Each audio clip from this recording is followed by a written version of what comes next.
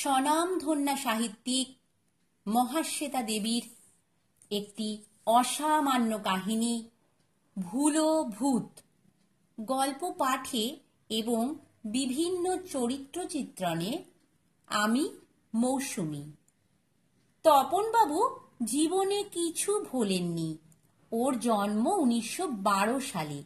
এ গল্প যখন লেখা হচ্ছে তখন তিনি 70 পেরিয়েছেন, কিন্তু ক্লাস 5-এ পড়ার সময় কোন বইয়ের কোন পাতায় কোন কবিতা পড়েছিলেন সব বলে দিতে পারেন। সারা জীবনে উনি একবারও ছাতা ট্রামে রেখে নেমে পড়েননি। বাজার থেকে কি কি আনতে হবে তা ভোলেননি। এ সব খুবই ভালো গুণ, তাতে সন্দেহ নেই, কিন্তু সবাই তাকে যথেষ্ট ভয় করে। কেননা কেউ কিছু ভুলে গেলে তপনবাবু বেজায় চটে যান। ভুলে যাওয়াটা ওর মতে সবচেয়ে বড় দোষ। এ হেন তপনবাবু সেদিন এক ভীষণ বিপদে পড়লেন। ওর নাতি বাবুয়ার বয়স 11, সে আবার বেজায় রকম ভুলো। এই নিয়ে যথেষ্ট বকাবকি করে 108 বার বাবুয়াকে দিয়ে হে রাম আর ভুলবো না বলিয়ে উনি যেই নিজের ঘরে ঢুকেছেন সেই আলো নিভল। যা হোক, রাতটা চাঁদনি ছিল, ঘরে বেশ স্বচ্ছ একটা আলো আসছিল। হঠাৎ তপনবাবু দেখলেন ওর ঘরে চেয়ারের ওপর একটা মাথা ভেসে আছে এবং মাথাটি কাঁদছে, যথেষ্ট ফুঁপিয়ে ফুঁপিয়ে সে কাঁদছে। এর মানে কি? তপনবাবু যথেষ্ট অসন্তুষ্ট হয়ে বললেন, লোডশেডিং হোক বা না হোক, এখন উনি বজ্রাসন করবেন, জল খাবেন, তারপর শোবেন। রুটিনে বাগড়া পড়লে ওর মেজাজ ঠিক থাকে না। আমার ঘরে একটা মুন্ডু কেন? স্যার, আমি বড় বিপদে পড়েছি। তুমি কে হে? আগে আমি এখন ভূত। আহা, কান জুড়িয়ে গেল। আমি ভূত স্যার। বলি ধরটা কোথায়? মনে করতে পারছি না। স্যার, একটু একটু শুনবেন? বলো, শুনে ধন্য হই। আমার মাথা তো কাটা গিয়েছিল কিনা, ডাকাতরা আমার মাথা কেটে ফেলেছিল। কেমন করে? আমি জঙ্গল দিয়ে যাচ্ছিলাম তো। কেন, জঙ্গল ছাড়া যাবার পথ ছিল না? ছিল, তবুও। বেশ, মাথা কেটেছিল বুঝলাম। সেই থেকে যখনই মানুষকে আপনাদের ভয় দেখাতে যাই, ধরের একটু মাথাটা ভাসতে থাকে। আজই বা এমন মূর্তিতে এলে কেন বাপু? সেই তো বলতে চাইছি স্যার, আজ আমি ধরটা ভুলে চলে এসেছি। কি বললে? অত ধমকে কথা বলবেন না, আমার ভীষণ ভয় করে। থানায় স্যারকে গিয়ে বললাম ডাকাতরা কিন্তু অমুক জায়গায় আছে। সে কি বলল? আমলই দিল না। সে কি জঘন্য ভাষা! ফোটো ফোটো বলে চেঁচাতে থাকলো। বলে ধরে মাথা বসানো নেই, কোন আক্কেলে থানায় ঢুকেছ? নাম কি? নিবাস কোথায়? ঠিকানা কি? ব্যাংক ডাকাতদের ঠিকানা তুমি কোথায় পেলে? তখন তখন হাওয়ায় মিলিয়ে গেলাম। আচ্ছা, ফোটো বলছিল কেন? আমি কি ফুল যে ফুটবো? ওটা এখানকার বুলি। ওর মানে সরে পড়ো, চলে যাও। দুবার দুবার এরকম হলো যখন, তখন আমি বেজায় মুষড়ে পড়লাম।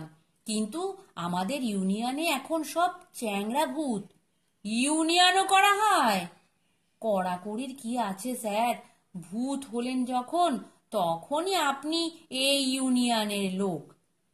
একটা ইউনিয়ন নাকি অনেক? একটাই। চ্যাংড়াগুলো অসম্ভব গোলমাল করে। তারা বলল তুমি ভয় দেখাতে যাবে না, মজা পেয়েছো? যত বলি, ওরে মানুষ আজকাল ভয় পায় না, কে কার কথা শুনি। তারপর কোথায় গেলে? আপনার বাড়ির উল্টো দিকে ওই তেতলা বাড়িতে সে এক দজ্জাল মেয়ে মানুষ বটে, ভয় পাওয়া দূরস্থান, সে বটি নিয়ে তাড়া করলো। ওখানে গিয়েছিলে কেন বাপু?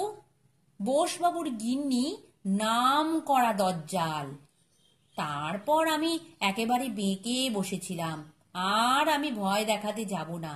মানুষ এখন খুব খারাপ হয়ে গেছে, ছোট ছেলেরাও ভূত দেখলে ভয় পায় না। কিন্তু আজ শুনলাম ভয় দেখাতে না বেরোলে আমাকে এক ঘরে করা হবে। তাতে কি? ভূত হয়ে ভূতের সমাজে থাকতে পাবো না, এটা তো খুবই অপমানজনক নাকি বলুন? ওরা সব বলেও দিল অমুক জায়গায় যাও, ওই ঠিকানায়, সেখানে যাবার পথেই ধরটা ফেলে গেলাম।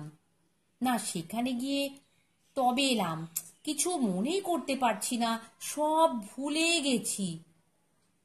সেখানে গিয়েছিলে? মনে হচ্ছে গিয়েছিলাম। সে কোথায়? মনে নেই স্যার।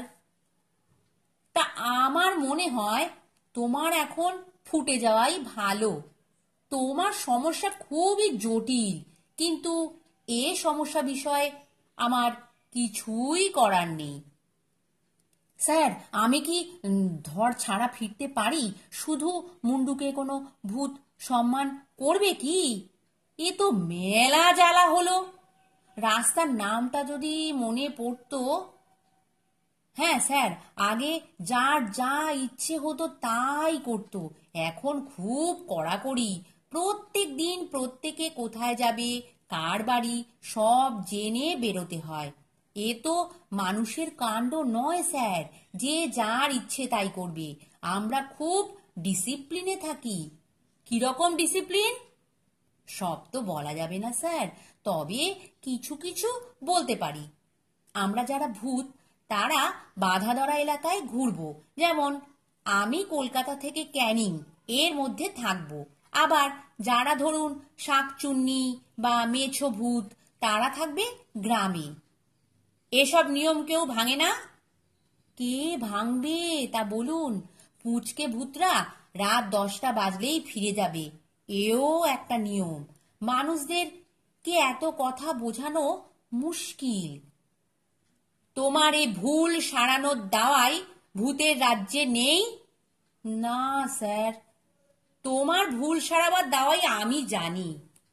একটু দেবেন? দেবার দাওয়াই নয়, বলতে হবে। কি? দাওয়ায় অব্যর্থ, তবে তোমার পক্ষে যাক, 108 বার হেঁকে বলো দেখি রাম। কি বললেন? মুন্ডুটা আর্তনাদ করে ওঠে। বলো রাম। হ্যাঁ হ্যাঁ, রামময় রোডই বটে। গলার স্বর তীক্ষ্ণ নয় এবং মুন্ডুটি মিলিয়ে যেতে থাকে। রামময় রোডে যাবে বলে তুমি তাই ভুলে গিয়েছিলে? তপনবাবু যথেষ্ট হেঁকে বলেন। মুন্ডুটি কি যেন বলে তা বোঝা যায় না এবং আলো জ্বলে ওঠে। তপনবাবু ভালো করে দেখে নেন ঘরটাতে, না, কোথাও কিছু নেই। এবার বজ্রাসন করে জল খেয়ে শুয়ে পড়া যাক। কাল সকলকে গল্পটা বলতে হবে। নাতিকে আর ধমক ধামক দেবেন না তপনবাবু। ভুলে যাওয়াটা বোঝা যাচ্ছে গুরুতর ব্যাধি, রীতিমতো গুরুতর। নমস্কার। গল্প পাঠ ভালো লাগলে চ্যানেলটি সাবস্ক্রাইব করে দিও আর লাইক, কমেন্ট, শেয়ার করতে ভুলো না।